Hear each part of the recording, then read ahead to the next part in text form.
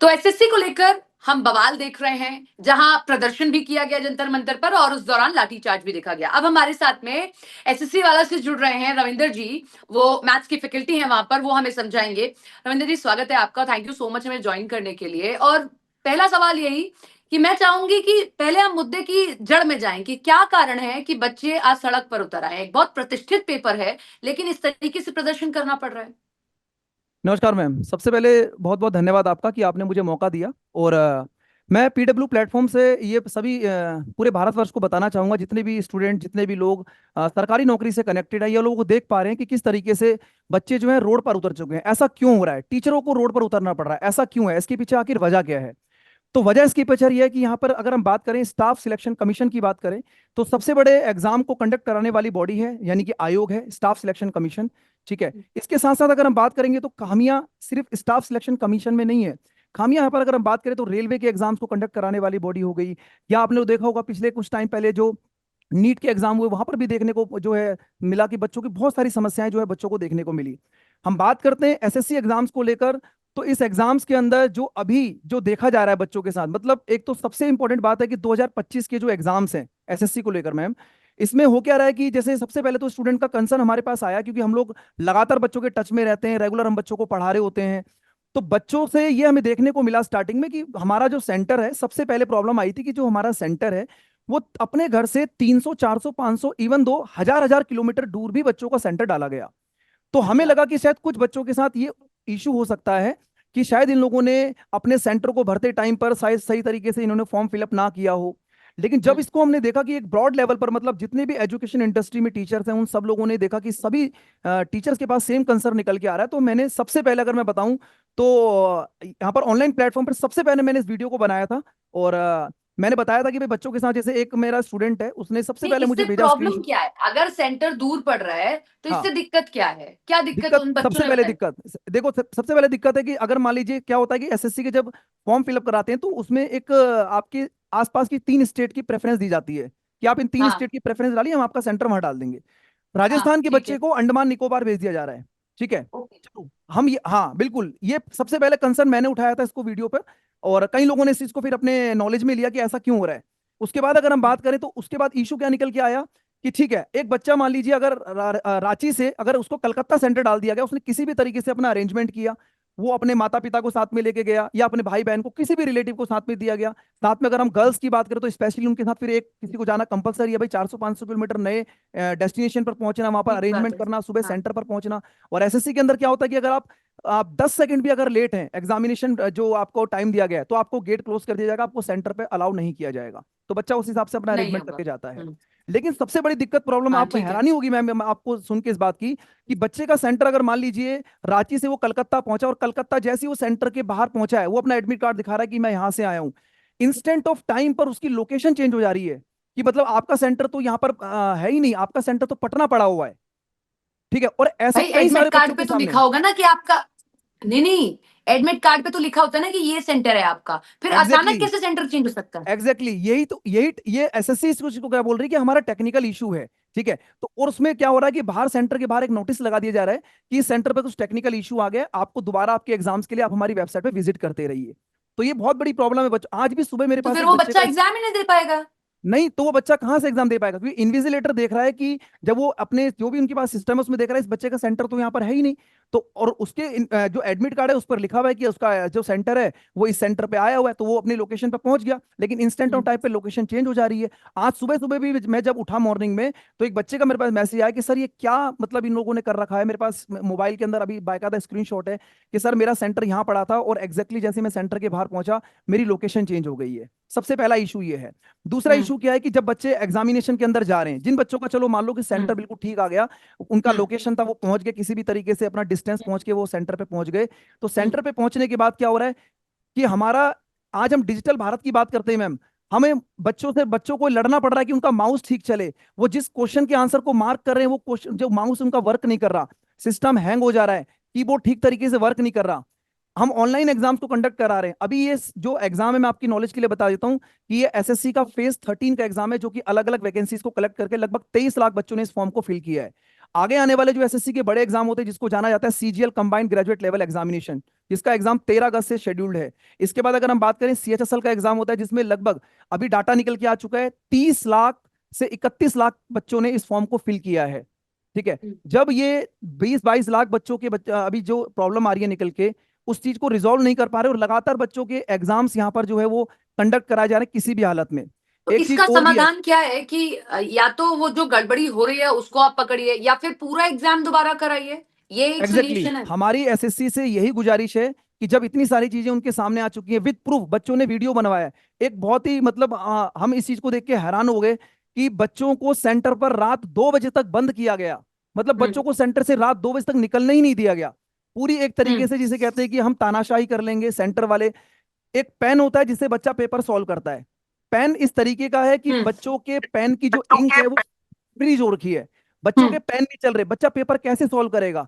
कुछ बच्चों ने ये भी मुझे कंसर्न दिया कि सर जो रिसाइकल पेज है वो हमें प्रोवाइड करे जा रहे हैं। आपने देखो, हमें वेंडर से, आपने कोई नया वेंडर लिया है, आपका कोई पुराना वेंडर था, हमें उससे कोई दिक्कत नहीं है, पर बच्चों का उससे कोई यूज नहीं है। आपने 100 रुपए फीस लिया बच्चों से, आप बच्चों से फीस, जो बच्चों ने फीस दिया उसका आप लोगों को वो सारी चीजें मिल चुकी है, तो बच्चों को कितना फैसिलिटी पैसा क्यों देना दी जा रही पड़ता है। है इसके लिए? आप जो फीस बोल रहे हैं कितना देना पड़ता है? मैम देखो, ऐसा होता है कि जैसे कुछ स्पेशल कैटेगरीज जो शेड्यूल, जैसे मान लीजिए SC ST कैटेगरीज वाले होते हैं, उनको तो निःशुल्क होता है। लेकिन जो अच्छा। जनरल कैटेगरी वाले स्टूडेंट्स होते हैं उनको 100 रुपीज चार्ज देने पड़ते हैं फीस के। हमारा अच्छा। कंसर्न ये नहीं है। अगर ऐसे देखो, हम लोग बच्चे भी इस तरीके से आ चुके हैं कि आप 100 रुपए की जगह 200 रुपए, 400 रुपए, 500 रुपए फीस ले लीजिए, क्योंकि वो अपने सेंटर पर अगर जा रहे हैं तो वहां पर भी 100 रुपए जो उसका एप्लीकेशन फीस के चार्जेस हैं, उसके लिए वो कम से कम 2 से 3 हजार रुपए खर्च कर रहा है। क्योंकि रेल, अब देखो एक इशू में आपको और मतलब इशू इतने सारे में एक एक करके आपको बताता हूँ कि जैसे कि अगर मान लीजिए 100 रुपए फीस की जगह 500 रुपए ले लीजिए, लेकिन हमारी डिमांड ये है कि आप सिस्टम को ठीक रखिए, बच्चा स्मूथली एग्जाम दे के आए। आप वैकेंसी भले ही 5 हजार की जगह वैकेंसी 3 हजार निकालें, आप 2 हजार निकालें, लेकिन जो बच्चा डिजर्विंग है, जिसने लगातार मेहनत की है, एक सरकारी नौकरी तैयारी करने वाला बच्चा, हम पर्सनली बच्चों को जानते हैं, बच्चा सुबह जाता है और रात को घर से निकलता है, मतलब रात को लाइब्रेरी से निकलता है, जहां भी उसके पास सुविधा है वहां वो पढ़ के आता है, भूखा प्यासा किस तरीके से सरकारी नौकरी की तैयारी कर रहा है। क्योंकि एक सरकारी नौकरी घर के अंदर बेरोजगारी को दूर करती है और कहीं ना कहीं उसके घर की सिचुएशन ठीक होती है। आज अगर हम बात करते हैं तो स्टूडेंट को इतनी बड़ी प्रॉब्लम फेस करनी पड़ रही है, और उसके बाद आपने देखा होगा कि बहुत सारी वीडियोस जो हैं वो सोशल मीडिया पे वायरल हो रही है, बच्चों को किस तरीके से परेशान किया गया, वहां पर कुछ पिटाई भी हुई है, कुछ लोगों को डिटेन भी किया गया, टीचर्स को डिटेन किया गया। टीचर्स वहां पर इकट्ठे हुए सिर्फ बच्चों की बात पहुंचाने के लिए, लेकिन उसके बाद बहुत सारे टीचर के ऊपर FIRs भी हुई हैं। ठीक है। तो ये सब चीजें मुझे लगता है कि SSC को, तो और अभी तक ये क्या पहली बार ऐसा हुआ है? और अगर ये हो रहा है लगातार तो आपको मुख्य कारण क्या दिख रहा है? क्योंकि इससे, अगर हाँ, गवर्नमेंट की वैकेंसीज निकाली जाती है तो ये भी है कि भाई गवर्नमेंट तो उस पद पर आपको रखना चाहती है, लेकिन कहीं बीच में क्या लापरवाही हो रही है? और अगर लापरवाही हो रही है तो किस स्तर पर हो रही है? मैं कोई आपको ऐसी एक चीज, लापरवाही हाँ, जानबूझकर कैसे कर सकता है कि आप सेंटर पे पहुंचे और आपने वहां पर ही बताया कि भाई सेंटर तो चेंज ही हो गया आपका? राइट, आज से 4 से 5 महीने पहले जब एक एग्जाम था 2014 का, ठीक है, तो 2014 के एग्जाम के अंदर, सॉरी 2024 के एग्जाम में, 2024 के एग्जाम में, CGL के एग्जाम्स के अंदर बहुत बड़े लेवल पर मतलब चीजें इतनी ज्यादा आपको हैरानी होगी। मैं इस चैनल के माध्यम से इस चीज को रखना चाहूंगा कि कंपटीशन एग्जाम का आज हाल इस तरीके से हो गया कि 85% से लेकर 90% तक के बच्चों का सिलेक्शन नहीं हो रहा है। हमारे सामने खुद SSC बिल्डिंग के सामने जो CGO कॉम्प्लेक्स है, मैं खुद वहां पर प्रेजेंट था, मेरे साथ और भी शिक्षक गण जो साथ में थे। बच्चों के मतलब आंसू देखकर हम लोग इतने भावुक हो गए थे कि मतलब मैम 390 नंबर के अंदर से 335 नंबर वाला बच्चा वहां पर बैठा था, UR अनरिजर्व कैटेगरी का। 390 नंबर में से 335 नंबर वाले बच्चे का सिलेक्शन ही नहीं है एग्जाम के अंदर। ये उसका फेलियर कारण? नहीं है। हाँ, 335 नंबर वाले बच्चे का सिलेक्शन नहीं है। और हैरानी वाली बात मैं आपको बताता हूँ कि वहां नहीं, पर उसका कुछ बच्चे थे। रीजन क्या था? क्यों 335 वाला नहीं हो रहा? 390 का अगर एग्जाम इसका है। इसका रीजन हमने पूछा था। एक मैं आपको, ये तो देखो चलो ठीक है, ये तो मैंने आपको एक बच्चे का एग्जांपल दिया, मैं आपको एक बच्चे का एग्जांपल और देता हूं कि SSC के हिसाब से एक नॉर्मलाइजेशन होता है कि मतलब आपका पेपर डिफिकल्ट आया, आपका पेपर इजी आया, तो हम एक नॉर्मलाइजेशन फार्मूला लगाएंगे, उसके अकॉर्डिंग हम चीजों को बैलेंस कर लेंगे। लेकिन अब क्या हुआ, वहां से चीजें स्टार्ट हुई थी, हमने उस टाइम पर भी इस बात को उठाया था, और वहां पर SSC चेयरमैन साहब ने हमें एक आश्वासन दिया था कि हम इस चीज को अभी तो कुछ नहीं कर सकते, लेकिन आप कोर्ट में जाके इस चीज को कर लीजिए, जो चीज हमारे पास हो चुकी है उसको हम दोबारा विड्रॉ नहीं कर सकते, क्योंकि जिस बच्चों का नाम का लिस्ट में आ चुका है हम उसको रिवाइज नहीं करेंगे, इसके लिए आप कोर्ट में चले जाइए। इसमें एक बच्चे, मैं आपको एक हैरानी वाली बात बताने वाला हूं कि SSC के हिसाब से 301 नंबर वाले बच्चे का सिलेक्शन हो जाएगा, लेकिन 319 नंबर वाले बच्चे का सिलेक्शन नहीं होगा। लाइव एग्जांपल हमारे सामने एसएससी बिल्डिंग के सामने बच्चे थे और हम प्रूफ के साथ वहां अंदर गए थे कि सर ऐसा कैसे हो सकता है कि लिस्ट के अंदर 301 नंबर वाले तो बच्चे और उन्होंने सेम कोई रीजन कैटेगरी, दिया होगा ना, ये तो सुनने में ही अटपटा लग रहा है। सेम कैटेगरी सेम, ऐसा नहीं कि कोई आप मान लो कि रिजर्व कैटेगरी के अंदर कैंडिडेट्स के ऊपर बात कर रहे हैं, ठीक है। तो मैं इस चैनल के माध्यम से, क्योंकि बहुत सारी चीजें ऐसी हैं जो कि मुझे लगता है कि मीडिया के थ्रू हमें पहुंचानी चाहिए और वो पूरे देश भर को पता लगना चाहिए कि आखिरकार क्यों टीचरों को जो है वो उतरना पड़ रहा है रोडों पर, क्यों टीचरों को इस तरीके से जो है सरकार से एक विनती करनी पड़ रही है कि आप इस चीज को अपने दिमाग, अपने जो है नॉलेज में लेके आइए कि बच्चों के साथ कितना गलत हो रहा है। तो मैं आपको बताना चाहूंगा 2024 के एग्जाम्स के अंदर ये सीजीएल एग्जाम्स की बात है कि 301 नंबर वाले बच्चे का सिलेक्शन हो गया है, लेकिन 319 नंबर वाले बच्चे का सिलेक्शन ये नहीं हुआ। प्रशासनिक धांधली है, क्या है? क्योंकि इतना बड़ा अगर एग्जाम हो रहा है, लाइक फॉर नीट एग्जाम, अगर इतना बड़ा एग्जाम होता है, उसमें भी ऐसा होता है कि एक ही रैंक पे दो बच्चे होते हैं, उनको अलग अलग कॉलेजेस मिल जाते हैं, ऐसा होता है, सेम नंबर उसमें आता है, उसमें भी सेम एसएससी नंबर का, आता है हाँ, उसमें भी है ना? एसएससी का ऐसा होता है कि अगर मान लीजिए उसमें एक होता है कि अगर मान लीजिए दो बच्चों का सेम क्लैश कर गया है, तो वहां पर फिर एज के हिसाब से जो है वो उनको जॉब दे दी जाती है। लेकिन हमारा कंसर्न यहाँ पर ये है कि 301 नंबर वाले बच्चे का सिलेक्शन हुआ और लेकिन 319 वाले का नहीं हुआ। ये बात होगी 2024 की। हमने उस हम्म। बात पे भी एसएससी को बोला, तो उन्होंने बोला कि ठीक है, हम लोग इस बार, हमने एक पुरानी कंपनी जो इनका एक वेंडर था टीसीएस नाम से, ठीक है, उनको ये एग्जाम कंडक्ट कराते थे। इन्होंने बोला इसमें कुछ कमियां हैं तो हम इसको सुधारेंगे। फिर हमने इन्होंने इस बार 2025 में एक नया वेंडर लेके आए। हमें उससे कोई मतलब नहीं है कि आप कोई वेंडर लेके आए, पुराना वेंडर लाए, नया वेंडर लाए, हमें जो व्यवस्था है बच्चों के लिए वो बिल्कुल सही चाहिए, ठीक है। अभी की स्थिति क्या है? अभी बच्चे एग्जाम दे चुके हैं, बच्चे एग्जाम दे रहे हैं, एग्जाम हो गया है, क्या कहा गया है? अभी भी अब जो मैम, बच्चे अभी सड़कों हाँ, पर उतरे हुए हैं, उनका भविष्य क्या है? अगर पढ़कर आए हैं तो इतना समय नहीं है कि प्रदर्शन करें, और प्रदर्शन कर रहे हैं तो उसका फिर नतीजा बच्चे निकलना हताश चाहिए। परेशान हो चुके हैं। मैं अब 2024 के बाद 2025 पे आता हूँ, फिर उसके बाद नई नई एजेंसी को जो है वो एक रिस्पॉन्सिबिलिटी दी गई कि अब ये एग्जाम कंडक्ट कराएंगे। फिर एक बड़े बड़े नोटिस निकाले गए कि हम इस बार पेपर आर्टिफिशियल इंटेलिजेंस के द्वारा होगा, एआई पेपर कराएगा।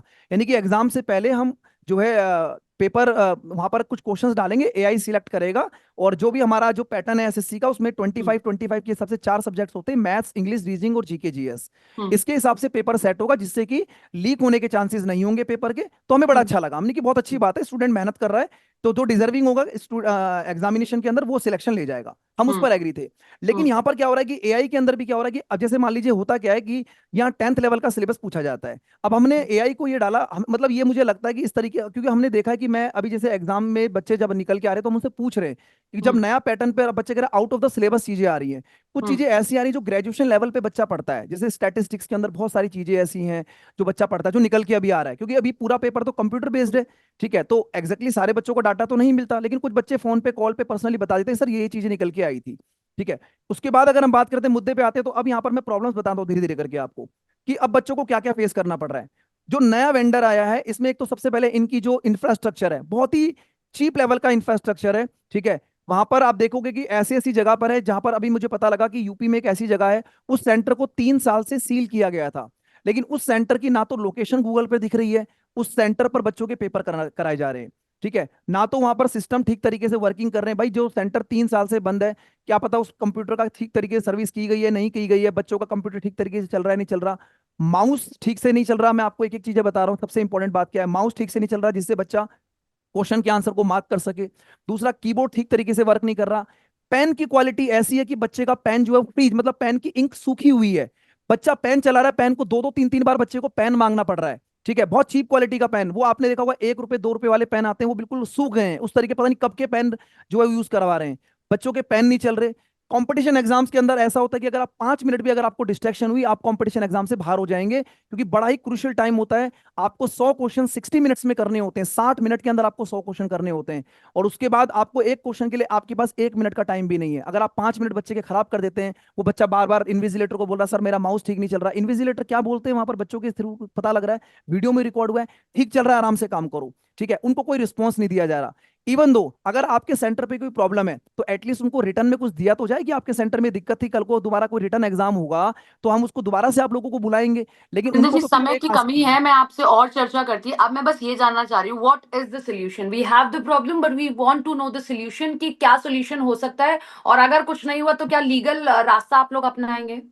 देखिए मैम, अभी हमारी अब हम लोग जो लास्ट टाइम आपने देखा होगा कि कुछ दिन पहले यानी कि 31 जुलाई को एक बहुत बड़ा लेवल पर बहुत सारे टीचर्स जो है ऑल ओवर इंडिया के टीचर, चाहे वो पटना हो, यूपी हो, प्रयागराज हो, मतलब हर जगह से, दिल्ली के टीचर हैं, सारे टीचर एक जगह इकट्ठे हुए थे। सिर्फ यही चीज था और शांतिपूर्वक वहां पर जो है प्रदर्शन हो रहा था। सिर्फ ये बताया जा रहा था, सरकार को ये बात बताई जा रही थी कि हमारी प्रॉब्लम ये है, बच्चों के साथ हमें ये इशू फेस करने पड़ रहे हैं, आप इसको रिजॉल्व करिए। ठीक है। लेकिन वहां पर आपने देखा होगा कि इस तरीके से वहां पर भारी भरकम मात्रा में पुलिस आई, उन सब को वहां पर डिटेन किया गया और अलग अलग लोकेशन पर उनको ले जाया गया और उसको बिल्कुल असफल कर दिया गया। लेकिन अभी क्या है, हम लोग कल जो है लगातार, क्योंकि बच्चे लगातार हमसे, देखो मैं ये मानता हूं, आपके चैनल के माध्यम से मैं बोलना चाहूंगा, शायद मुझे लगता है सभी लोग इस चीज पर सहमत भी होंगे कि माता पिता के साथ साथ बच्चा गुरु को सबसे ज्यादा सम्मान देता है और गुरु के साथ वो अटैच्ड है। तो लगातार हम जब क्लास के अंदर जा रहे हैं, बच्चा इस टाइम पर सिर्फ एक ही चीज से परेशान है। आप ये देखिए कि अभी एक एग्जाम होता है, जिसको हम बोलते हैं, आपका स्टेनोग्राफर का एग्जाम होता है, उसका एग्जाम 6 तारीख से स्टार्ट है। हमें इस बात का बड़ा हैरानी है कि एसएससी डिपार्टमेंट की तरफ से अभी देखो इसके बीच में ही वैकेंसी को इनकी मतलब वैकेंसी रिलीज कर दी गई। एक एमटीएस का एग्जाम होता है, मल्टीटास्किंग स्टाफ, वहां से एक नोटिस आता है एसएससी डिपार्टमेंट से कि हमने मल्टीटास्किंग स्टाफ की वैकेंसी इतनी कर दी है। ठीक है। उसके बीच में अभी 31 तारीख को जब टीचर्स रोडों पर हैं, तो एसएससी की तरफ से एक सीजीएल कंबाइंड ग्रेजुएट लेवल का जो एग्जामिनेशन 13 अगस्त से स्टार्ट होने वाला, उसका एक नोटिस जारी कर दिया जाता है कि हम 14,000 वैकेंसी आपको दे रहे हैं। तो इससे हम क्या समझे कि आपको कोई फर्क नहीं पड़ रहा है इस चीज से, है ना। टीचर्स अपनी एक प्रॉब्लम रख रहा है, बच्चा वहां पर खड़ा हुआ है। ठीक है। इतनी सारी चीजें आपको ग्रीवेंसीज वहां पर दे दी गई हैं। इसके बाद हमारे कुछ दोबारा प्रेजेंट। एग्जाम होना एक सोल्यूशन है? एक वन लाइन में मैं जानना चाहती हूँ, दोबारा एग्जाम होना ही एक सोल्यूशन है? और अगर दोबारा होना है तो किन चीजों के साथ होना है? जल्दी से छोटा सा जवाब। यस मैम, इसमें एक ही सॉल्यूशन है कि सबसे पहले तो जो ये चीजें हो रही हैं इसको बिल्कुल ठीक तरीके से रिजॉल्व करा जाए। बच्चा ये नहीं चाहता कि एग्जाम आपका कल हो जाए, बच्चा ये चाहता है कि एग्जाम आपका 1 महीने बाद हो, 1.5 महीने बाद हो, जब भी आपका सुटेबल हो, आपका इंफ्रास्ट्रक्चर ठीक हो जाए, सारी चीजें सुविधाएं अच्छी हो जाएं। ठीक है। बच्चा एग्जाम के अंदर जब जाए तो उसको किसी भी तरीके की प्रॉब्लम फेस ना करनी पड़े। हमारी यही गुजारिश है कि आपके चैनल के माध्यम से मैं बोलना चाहूंगा एसएससी डिपार्टमेंट से और जितने भी लोग इस चीज को देख रहे हैं, ठीक है, तो मैं यही बोलना चाहूंगा कि सबसे पहले इस चीज को सॉल्यूशन इसका निकाला जाए कि सारी चीजें जब बिल्कुल वर्किंग में आ जाएं, जब आप अपने तरफ से एआई हो गया या जो भी चीज आप करना चाहते हैं उसका अगर आप पूरा कंप्लीट एक डेमो टाइप का लेके उसको सारी चीज देख ले कि हमारे एंड से सारी चीजें बिल्कुल क्लियर हैं, उसके बाद ही आप एडमिट कार्ड जारी करें। और मतलब यहाँ पर अभी प्रॉपरली वर्क होना चाहिए, क्योंकि जब एग्जामिनेशन सेंटर में बच्चा बैठता है तो फुल फोकस के साथ बैठे और फुल फोकस के साथ काम कर सके। बिल्कुल सालों की मेहनत लेकर वो बैठता है। बिल्कुल ma'am. Thank you so much Ravinder ji, जुड़ने के लिए हमारे साथ में और इस पूरे मुद्दे को विस्तार से समझाने के लिए। Thank you so much.